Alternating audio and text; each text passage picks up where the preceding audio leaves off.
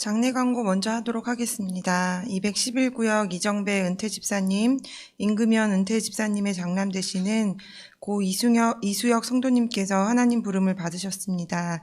코로나19로 인해 모든 장례 절차는 가족장으로 진행됩니다. 기도와 위로 부탁드립니다. 시편 23편을 고백하심으로 오늘 새벽 기도회를 시작하도록 하겠습니다. 여호와는 나의 목자시니 내게 부족함이 없으리로다. 그가 나를 푸른 풀밭에 누이시며 쉴만한 물가로 인도하신도다. 내 영혼을 소생시키시고 자기 이름을 위하여 의의 길로 인도하시는도다. 내가 사망의 음침한 골짜기로 다닐지라도 해를 두려워하지 않을 것은 주께서 나와 함께 하심이라. 주의 지팡이와 막대기가 나를 안위하시나이다. 주께서 내 원수의 목전에서 내게 상을 차려주시고 기름을 내 머리에 부으셨으니 내 잔이 넘치나이다. 내 평생의 선하심과 인자하심이 정녕 나를 따르리니 내가 여호와의 집에 영원히 거하리로다. 아멘. 찬송가 252장 찬양하도록 하겠습니다.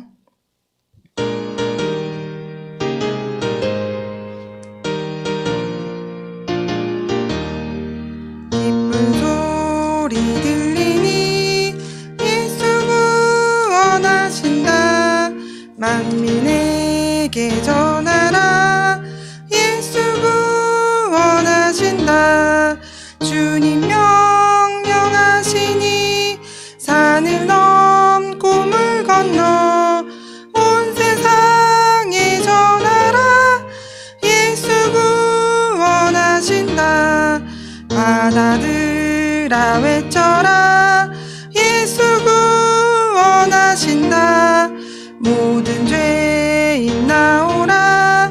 예수 구원하신다. 모든 섬아 일어나 메아리 쳐 울려라. 복음 중에 복음은 예수 구원하신다. 환난 중에 하는 말 예수 구원하신다. 다시 살아나시어 예수 구원하신다. 지은 죄를 인하여 슬픈 마음이 있어도 숨들 때에 내 예수 구원하신다. 바람들아 외쳐라.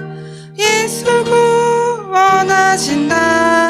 기뻐하라 나라들 예수 구원하신다.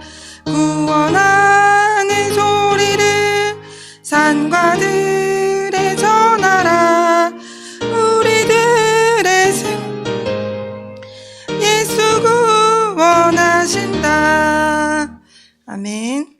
오늘 이 아침에 하나님께서 우리에게 주신 말씀은 이사야서 40장 1절에서 11절까지 말씀입니다.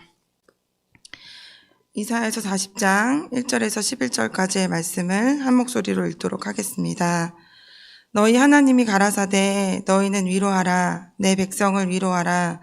너희는 정다이 예루살렘에 말하며 그것에게 외쳐 고하라. 그 복역의 때가 끝났고 그 죄악의 사함을 입었느니라. 그 모든 죄를 인하여 여호와의 손에서 배나 받았느니라 할지니라. 외치는 자의 소리여 가로되 너희는 광야에서 여호와의 길을 예비하라. 사막에서 우리 하나님의 대로를 평탄케 하라. 골짜기마다 도두어지며 산마다 작은 산마다 낮아지며 고르지 않은 곳이 평탄케 되며 험한 곳이 평지가 될 것이요. 여호와의 영광이 나타나고 모든 육체가 그것을 함께 보리라. 대저 여호와의 입이 말씀하셨느니라. 말하는 자의 소리여 가로되 외치라. 대답하되 내가 무엇이라 외치리이까. 가로되 모든 육체는 풀이요 그 모든 아름다움은 들의 꽃 같으니 풀은 마르고 꽃은 시듬은 여호와의 기운이 그 위에 불미라. 이 백성은 실로 풀이로다. 풀은 마르고 꽃은 시드나 우리 하나님의 말씀은 영영이 서리라 하라. 아름다운 소식을 시온에 전하는 자여, 너는 높은 산에 오르라. 아름다운 소식을 예루살렘에 전하는 자여, 너는 힘써 소리를 높이라. 두려워 말고 소리를 높여 유다의 성읍들에 이르기를 너희 하나님을 보라 하라. 보라, 주 여호와께서 장차 강한 자로 임하실 것이요 친히 그 팔로 다스리실 것이라. 보라, 상급이 그에게 있고 보응이 그 앞에 있으며 그는 목자같이 양 무리를 먹이시며 어린 양을 그 팔로 모아 품에 안으시며 젖 먹이는 암컷들을 온순히 인도하시리로다. 아멘. 지난주까지는 야고보서의 말씀을 새벽기도 때 같이 나누어 보았습니다. 이번 주부터는 이사야서의 말씀을 나누도록 하겠습니다. 이사야서는 시편과 더불어 신약에서 가장 많이 인용되는 구약의 책입니다. 양적으로도 빈번하게 인용되고 또한 예수 그리스도를 상징하는 이런 암시하는 표현들이 많습니다.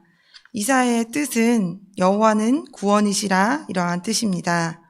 이러한 이사야서는 66장까지 있는데 이 이사야서를 두 부분으로 나누어 생각해 볼 수 있습니다. 이사야서 전반부는 1장에서 39장까지 공의로운 심판에 관한 내용입니다. 그리고 후반부인 40장에서 66장까지는 위로와 구원의 기쁜 소식과 회복의 소망에 관한 내용입니다. 두려워하며 떨고 있는 남유다 백성에게 하나님께서 친히 위로를 주신 것입니다. 오늘 본문의 배경을 보면 유다의 왕국은 무너졌고 성전은 불탔으며 예루살렘은 황량한 폐허가 되었습니다. 주민 대부분은 수십 년 전부터 낯선 땅인 바벨론에 와 있습니다. 이러한 상황이 직면한 사람들은 지난 날에 대해 생각할 것입니다. 하나님이 자기 백성의 역사의 첫머리인 출애굽이라는 엄청난 기적을 어떻게 이루셨는지에 대해 생각할 것입니다. 그러나 과거를 생각한다고 해서 현재가 견딜 수 있어지는 그러한 고난은 아닐 것입니다. 오늘 본문에서 이사야 선지자는 심판의 시대를 살고 있는 독자들에게 위로의 말씀을, 소망의 말씀을 선포합니다. 오늘 본문의 1절의 말씀을 제가 한번 읽어드리겠습니다. 너희의 하나님이 이르시되 하나님이 가라사대 너희는 위로하라 내 백성을 위로하라. 이러한 이사야서의 말씀의 위로의 말씀처럼 우리가 잘 아는 신약의 성경 구절도 두 가지의 말씀을 볼 수 있습니다. 마태복음 11장 28절의 말씀입니다. 수고하고 무거운 짐진 자들아 다 내게로 오라 내가 너희를 쉬게 하리라. 또 고린도후서 1장 4절의 말씀입니다. 우리의 모든 환난 중에서 우리를 위로하사 우리로 하여금 하나님께 받는 위로로서 모든 환난 중에 있는 자들을 능히 위로하게 하시는 위로다. 1절의 위로는 안일한 생활에 대한 위로가 아니라 패배에서 사기가 꺾인 공동체에게 새로운 생명과 힘을 불어넣는 것입니다. 이러한 이사야 40장 1절에서 위로하시는 대상을 생각해 보면 상하고 고통받는 사람들입니다. 여러 가지 종류의 상함과 고통이 있습니다. 본문의 상황에서도 바벨론으로 유배를 간 이스라엘은 2세대 또 3세대까지 그런 유배 생활을 하고 있었습니다. 이러한 이스라엘 백성들은 고향인 팔레스타인을 멀리 떠나서 예루살렘의 성지와 단절되어 있었습니다. 가족들이 뿔뿔이 흩어졌고 문화가 파괴되었으며 종교적인 관습에 혼란에 빠졌습니다. 유배 생활을 하는 동안 생각보다는 이스라엘은 경제적으로나 정치적으로는 괜찮았습니다. 투옥되거나 고문을 당한 것도 아니고 계속해서 차별을 당한 것도 아니었지만 고향이 없어졌고 그리고 성지가 그리워졌습니다. 이러한 그들이 노래한 기도 중인 하나인 시편 137편 1절에서는 우리 바벨론의 여러 강가에 거기에 앉아 시온을 기억하며 울었도다. 이렇게 시편 137편 1절에서 기록되어 있습니다. 개인적으로나 사회적으로 이스라엘 백성들은 큰 공허를 느꼈을 것입니다. 종교가 조롱당하고 예배가 웃음거리가 되었기 때문입니다. 하나님의 구원의 행위에 대한 그들의 기억이 아련한 과거의 일이 되었기 때문입니다. 그들은 이러한 일들에서 회개를 선택한 것이 아니라 하나님께 돌아가는 회개를 거절하고 하나님의 의를 경멸하기로 이러한 안 좋은 선택을 하였습니다. 하나님의 심판으로 자기의 땅에서 뿌리가 뽑혔던 그런 느낌뿐만 아니라 하나님과 단절되는 것 같은 그러한 고통의 느낌까지 안고 있었습니다. 겉으로만 이방인이 된 것이 아니라 속으로도 그들의 영혼과 마음에도 이방인과 같은 느낌이 있었습니다. 우리가 아픈 사람에게 위로가 필요한 이유는 건강과 생기로 또 생명으로부터 분리되어 있기 때문입니다. 또한 사별한 사람에게 위로가 필요한 이유는 배우자나 자식이나 친구와 심리적으로 분리되어 있기 때문입니다. 이렇듯 이렇게 아픈 사람에게 또 우리가 또 고통당하는 우리가 같은 죄인의 모습에서는 죄가 만들어낸 것의 가장 큰 고통은 분리, 이러한 간극이 있기 때문입니다. 회개하지 않으면 그에 따른 결과가 있을 거라고 숱한 경고가 있었지만 회개하지 않았습니다. 그리고 이러한 죄로 인한 분리를 경험하게 될 때 우리는 사실 개인적으로 죄책감들이 있습니다. 우리는 그러한 죄책을 하나님 앞에 인정하고 또 용서하고 또 받아들이는 경험을 해야 할 것입니다. 오늘 이사야 40장에서에 나오는 하나님은 어떤 분이신지 우리 같이 한번 보도록 하겠습니다. 오늘 본문에서 하나님은 친히 우리를 찾아와 만나주시면서 위로해 주시는 사랑의 하나님이십니다. 하나님께서 이렇게 위로해 주시며 찾아와 주시는 이 하나님은 어떤 자들에게 찾아오십니까? 7절과 8절의 말씀도 한번 읽어보도록 하겠습니다. 풀은 마르고 꽃은 시들문 여호와의 기운이 그 위에 불미라. 이 백성은 실로 풀이로다. 풀은 마르고 꽃은 시드나 우리 하나님의 말씀은 영영이 서리라 하라. 시들고 초라하기 쉬운 한계를 가진 모습인 마른 풀 같고 시든 꽃 같은 자들에게 친히 하나님께서 찾아오십니다. 이러한 초라하고 시든 자들에게 왕이신 전능하신 하나님께서 친히 찾아오셔서 위로하여 주시고 싸매 주시는 그러한 사랑의 하나님이시기 때문입니다. 이러한 하나님은 구체적으로 10절에서 보니 다스리시는 하나님으로 표현됩니다. 구원받은 자에게는 상으로, 상급으로, 그리고 구원받지 못한 자에게는 심판의 보응으로 찾아오십니다. 이는 죄에서 건져주시는 우리를 찾아오시는 예수님의 모습까지 생각해 볼 수 있습니다. 예수님께서는 죄의 문제를 해결하시고 그리고 우리의 모든 양심의 가책과 마귀의 권세로부터 해결해 주시는 분이기 때문입니다. 11절에서 구체적으로 하나님이 어떻게 찾아오셨는가 그러한 모습을 볼 때 선한 목자로 어미 양처럼 보호하시고 다뤄주시는 이 하나님, 인도하시는 분, 위로하시는 분, 그리고 강한 구원자이신 이러한 목자로 하나님이 표현됩니다. 이러한 위로하시는 하나님의 은혜로 상처받은 우리는 매 순간 치유하심을 경험합니다.